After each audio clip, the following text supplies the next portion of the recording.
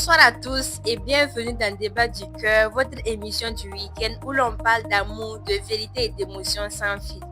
Je suis Salifa Balora et ce soir nous parlerons d'un sujet qui concerne beaucoup de jeunes. Est-ce que les relations amoureuses sur les réseaux sociaux peuvent-elles aboutir à quelque chose?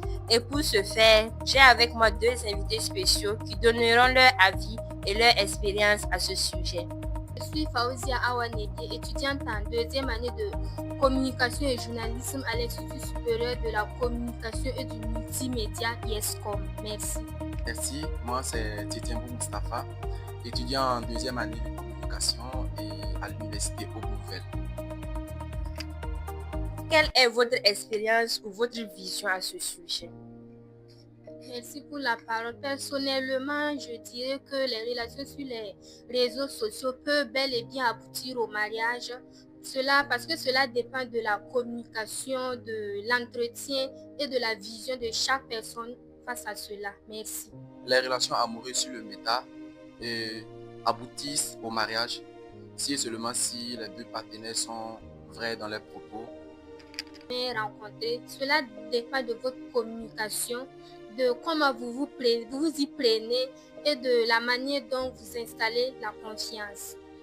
Le fait de causer tout le temps avec quelqu'un, le fait de créer une certaine relation, une certaine intimité, même malgré que c'est le virtuel, ça peut facilement prendre. Et selon vous, est-ce qu'on peut vraiment tomber amoureux d'une personne qu'on n'a jamais rencontrée? Bon, généralement, tomber amoureux directement d'une personne qu'on n'a jamais rencontrée, c'est souvent difficile. D'abord, il va falloir qu'il y ait la confiance entre vous. Voilà, et le partage d'une confiance mutuelle entre deux personnes, voilà, occasionne vraiment de l'amour.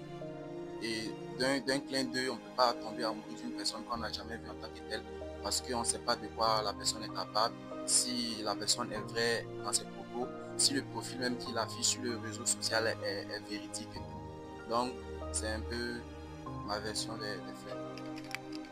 Et nous allons rester avec vous, monsieur Tientienbou.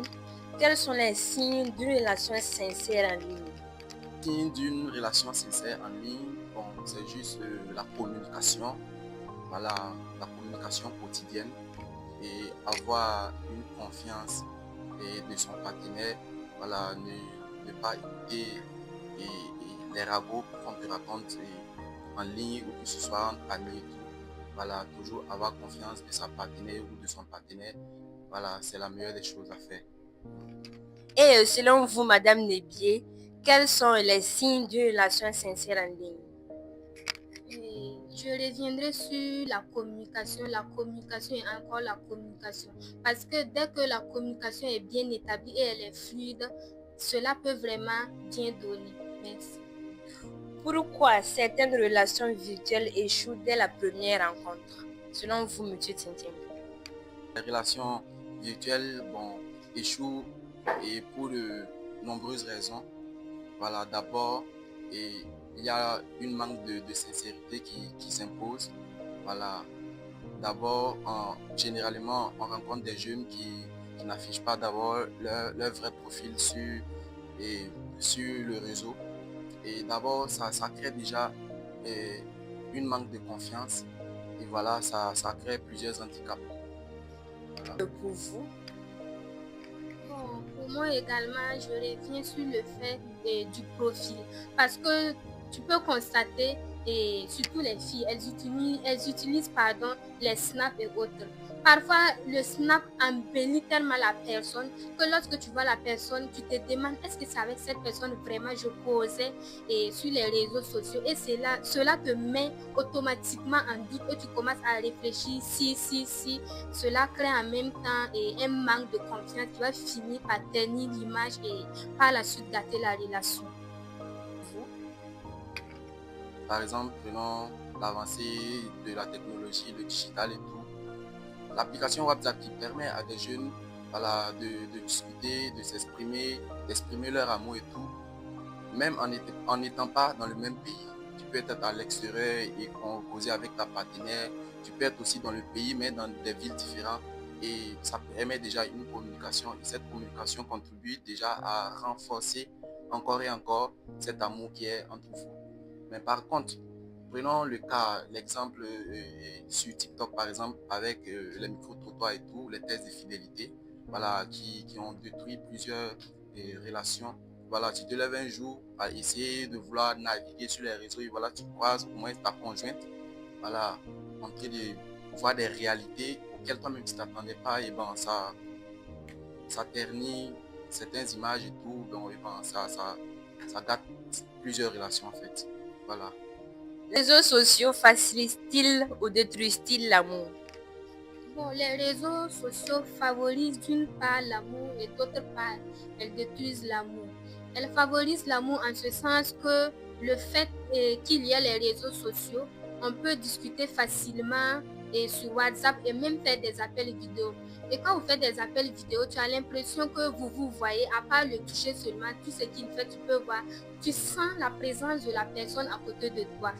Mais d'autre part, les relations sociales nuisent et les relations, oui, nuisent parce que je prends l'exemple des tests de fidélité.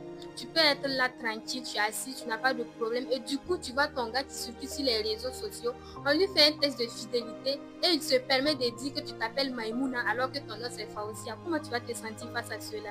Tu vas te sentir dérangé et cela est dû à quoi? Aux réseaux sociaux. S'il n'y avait pas de réseaux sociaux, est-ce que les tests de fidélité allaient être possibles? Est-ce que tu allais voir tout ça et te sentir mal à l'aise?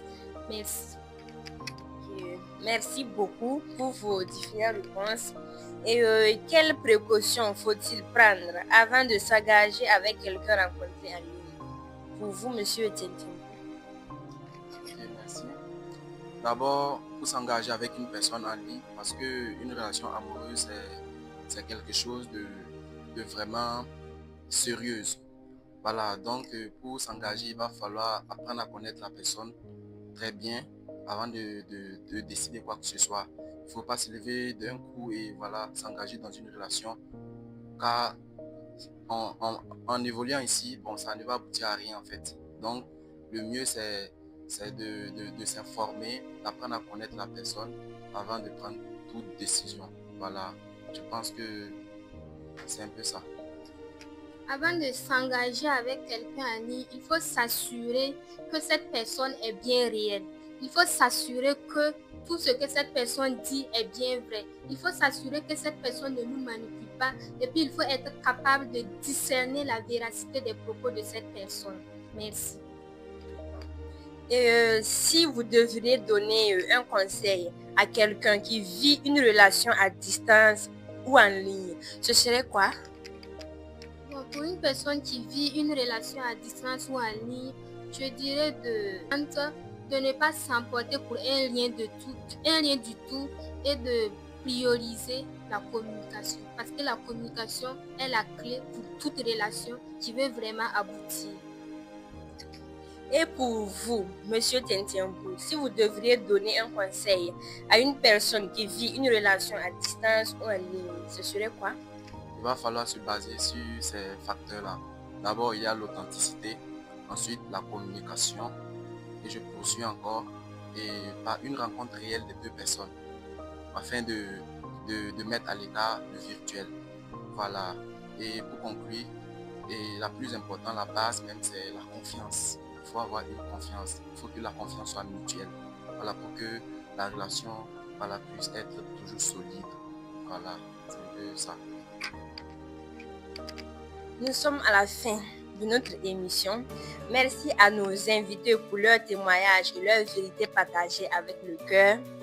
Vous qui nous regardez, croyez-vous qu'une relation née sur les réseaux sociaux peut vraiment durer? Dites-le nous en commentaire ou contactez-nous pour participer à la prochaine émission. C'était Débat du cœur, une production de Power Digital Center, là où les émotions s'expriment et les cœurs s'ouvrent. À la semaine prochaine.